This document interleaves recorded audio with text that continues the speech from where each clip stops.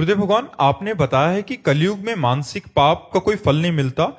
वह मानसिक पाप क्रिया में जब तक नहीं उतर जाता। परंतु आपने यह भी बताया कि संतों व वैष्णवों के प्रति दोष दर्शन मात्र के परिणाम स्वरूप भजन रुक जाता है। महाराज जी, इन दोनों में मानसिक चिंतन ही हो रहा है, परंतु परिणाम फल में भिन्नता क्यों है? देखो, सब सिद्धांत अलग है। जैसे भगवान ने कहा कि नवधा भक्ति में सातों समूह मोहि मैं जग देखा, मोते अधिक संत कर लेखा। यदि संत के प्रति मानसिक अपराध हो जाएगा तो आपको दंड भोगना पड़ेगा। संत सांसारिक सिद्धांत में नहीं है, संत भागवतिक सिद्धांत में है। ये सांसारिक सिद्धांत है कि यदि मन में आपने इनके प्रति पाप भावना की तो आपको दंड नहीं मिलेगा। कल कर एक पुनीत प्रतापा, मानुष पुण्य होए नहीं पापा। लेकिन संत के प्रति यदि सोच लिया तो फिर वो आपको दंड भोगना पड़ेगा, क्योंकि संत साधारण नहीं है, वो भगवान के दास हैं। इसलिए मन वचन कर्म से हम बहुत सावधान होकर किसी संत का अपराध न बन जाए। परदोष दर्शन, परदोष कथन, परदोष श्रवण, ये हमारा पतन कर देते हैं। इसलिए हमें संतों के अपराध से बचना चाहिए। संतों में सांसारिक नियम नहीं लागू होगा कि मन का सोचा हुआ दोष दर्शन या पाप संत के प्रति और हमें कोई दंड नहीं मिले। उसी समय से भजन रुक जाएगा, उसी समय से अशांति पैदा हो जाएगी, उसी समय से विघ्न पैदा हो जाए। संत के प्रति दोष दर्शन नहीं। महाराज जी, इसमें एक वो था, जैसे हमारे मन में तो महाराज जी किसी की ऐसी क्रिया देखी, उसके प्रति ऐसा अंदर भाव आ गया। एक अंदर से महाराज जी आपने बताया था कि अंदर से मलिन अंतःकरण हो गया, उसके कारण भजन रुक गया। एक है महाराज जी पाप कर्म बन गया, उसका पाप कर्म का फल भोगना पड़ेगा। तो महाराज जी इसमें जो अंदर का, क्योंकि संतों साधकों का चिंतन विशेषकर महाराज जी भजन के प्राण होता है, तो महाराज जी उसमें क्या भजन रुक जाता है बट उसका पाप नहीं लगेगा, ऐसा है क्या? नहीं, भजन रुक जाने पर उसके जलन शुरू होगी ना, वही उसका प्रायश्चित हो जाएगा। वो जो एक जलन होती है, शांति पैदा हो गई, व्यथा पैदा हो गई, उससे वो पवित्र हो जाएगा। और अगर जिस संत के प्रति उसे मानसिक प्रणाम कर ले कि हे भगवान, मैं नीच जीव हूँ, मेरे द्वारा ऐसा सोचना, ऐसा संकल्प करना, ऐसा बोलना स्वाभाविक है, क्योंकि मैं पतित जीव हूँ।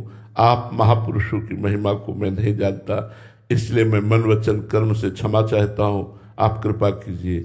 निश्चित निश्चित वो दोष तुरंत शांत हो जाएगा और भजन में प्रवृत्ति हो जाएगी। महाराज जी पाप और अपराध में फर्क? हाँ, अब अगर पाप कर्म बन जाता है तो वो क्षमा याचना से नहीं जाएगा, उसके लिए आपको अनुष्ठान करना पड़ेगा। उस पाप की गरुता या लघुता देख करके, जैसे मान लो आपके द्वारा व्यभिचार हो गया, अब आपको हमें क्षमा कर दो। अब उसकी बात ये होगी कि क्षमा तब होगा जब नियम लो कि अब लो निशानी, अब ना सही हो, आज तक की आप नहीं करूंगा, और फिर ना करो और खूब नाम जप करो और भगवान चाहे तो क्षमा कर दे, उसमें ऐसा है। लेकिन ये संत के प्रति दोष दर्शन, इसकी बात कह रहा हूं। अगर आपने निंदा कर दी तब तो उसके चरणों में जाके गिरना पड़ेगा और उससे क्षमा याचना मांगनी पड़ेगी। अगर कहीं उसका दिल दुखा दिया, अशांत कर दिया, वही प्रसन्न होकर क्षमा कर सके, अन्यथा नहीं। बड़ा सूक्ष्म अपराध है संत अपराध, बड़ा सूक्ष्म अपराध, इसकी बड़ी सूक्ष्मता से चर्चा की गई है। इसलिए हमें लगता है हम वेश मात्र को भगवान का स्वरूप माने, संत वेश मात्र के चरणों में दंडवत करें। वो जो करेंगे वो भगवान जानते हैं, लेकिन हमें अपने भाव पवित्र और अपनी साधना और अपने हृदय को निर्विकार करने के लिए सब संतों की चरण धूलि की ही वंदना करनी चाहिए, सब संतों में नमस्कार करना चाहिए। देखो, ये हम हृदय की बात बताते हैं। जैसे गर्मी पड़ती है तो सबको लगती है, चाहे संत हो चाहे असंत हो। सर्दी पड़ती है तो सबको लगती है, चाहे संत हो चाहे असंत हो। ऐसे हम माँ के गर्भ से पैदा हुए हैं। भूमि परत भा ढाबर पानी, तिम जीव ही माया लपटानी। अब हम भगवान के मार्ग में चल रहे तो हमसे गलती हो सकती है, काम की, क्रोध की, लोभ की, मोह की। हमसे गलती हो सकती है क्योंकि मायाकृत शरीर है और काम क्रीड़ा से ही हमारा प्रादुर्भाव हुआ है। हम संकल्प से नहीं पैदा हुए, हम काम क्रीड़ा से पैदा हुए। तो हमारे अंदर काम के परमाणु हैं, उनको मिटाने के लिए हम साधना कर रहे हैं, पर हमसे चूक हो सकती है। ऐसा नहीं कि चूक नहीं हो सकती है। हमारे से काम की चूक हो सकती है, क्रोध की चूक हो सकती है, लोभ की चूक हो सकती है, लेकिन हमारे स्वामी राहत न प्रभु चित्त चूक किए की, करत सुरत सैबार ही की। अगर दास से चूक बन जाती है तो प्रभु मानते ही नहीं कि इससे चूक हुई है।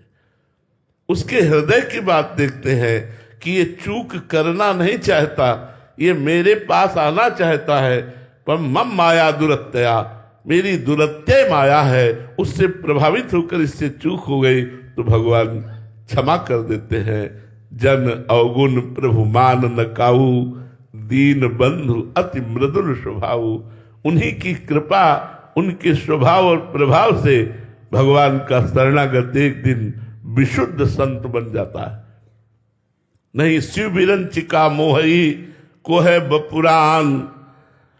बड़े बड़े ईश्वर कोटि के महापुरुषों को माया मोहित करके पतित कर देती है। हम लोग तो बहुत जीव कोटि के हैं, पांच भौतिक शरीरधारी हैं। जो दिव्य शरीरधारी हैं उनको भी मायाधीन कर लेती है, उनको भी नचनी नाच नचा देती है। तो हम किसी संत पर दोष दर्शन ना करें। वो साधक है, वो संत है।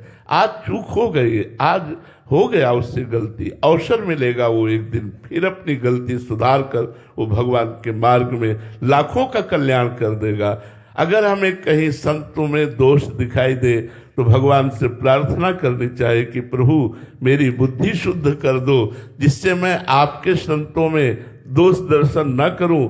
आप सबके हृदय में विराजमान हैं, यही देखकर मैं सबको प्रणाम करूं।